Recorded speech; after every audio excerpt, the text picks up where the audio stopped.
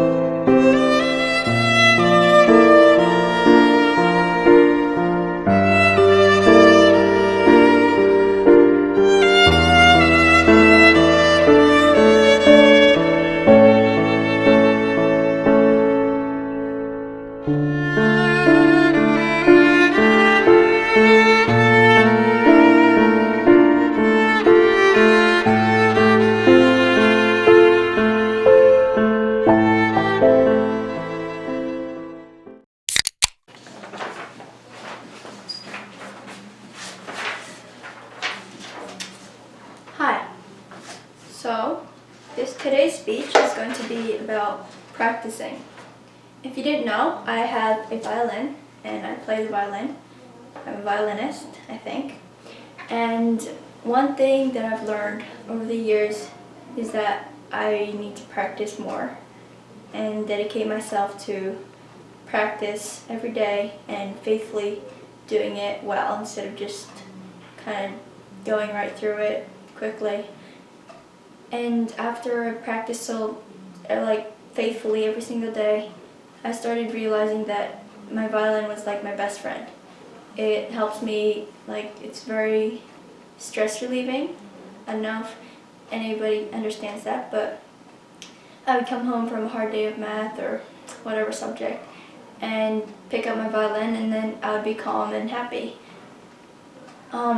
It's just after you get good at it, and I'm not saying I'm good at violin because I'm not, but after you get somewhat good at it, you'll start realizing that you have a closer relationship with your instrument, and it's a part of you that will never leave. So I have this paper here. It says, should you be practicing right now? So the paper says, it has a bunch of different options. 1, are you a musician? Yes or no. It could be whether yes, are you a musician? Then you'd say yes. And then it says, go practice. The other side, no, says find an instrument you'd like and start practicing. And then it says, is there someone better than you? So for yes, then keep practicing. This is just a little bit ridiculous because you can't literally practice all the time. But the point is, never stop practicing. Just remember, use all these things, and just keep practicing. But obviously you need some breaks, because if you practice too much, you're gonna start getting really impatient with your instrument or whatever you're practicing. And it's gonna be really hard for you. But so, is there someone better than you? Yes, then keep practicing. No, find someone better than you and keep practicing. Then the next one, you just finished practicing. Go to bed, wake up, keep practicing. You are practicing right now. Good, don't stop. That's just a little bit, you can't practice all the time. It's more of a funny way of saying to remember to practice. Like, never give up thinking you're the best out there, whatever. Even the best can still use practice. Everybody can use practice. So over the years, I've been playing the violin this is my 4th year playing the violin. And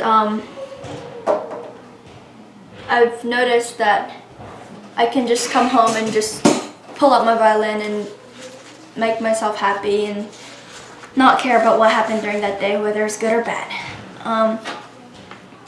And I used to get really impatient because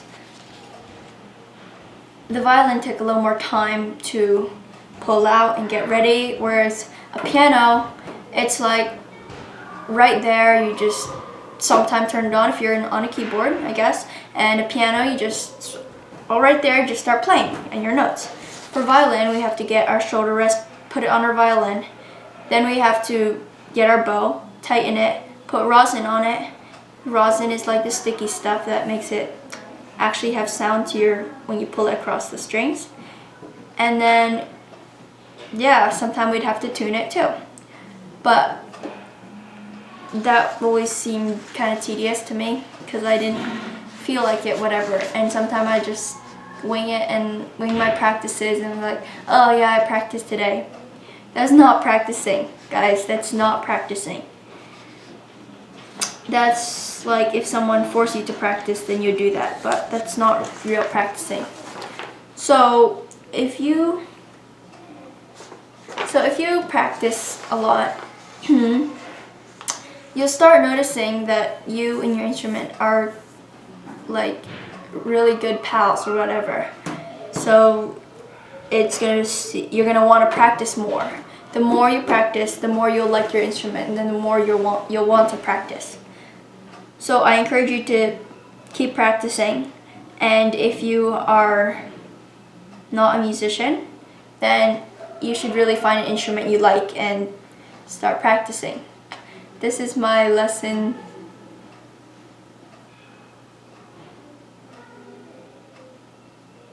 I don't know, speech for the Ron Parker going, yeah. Okay. So, yeah. Thanks for watching.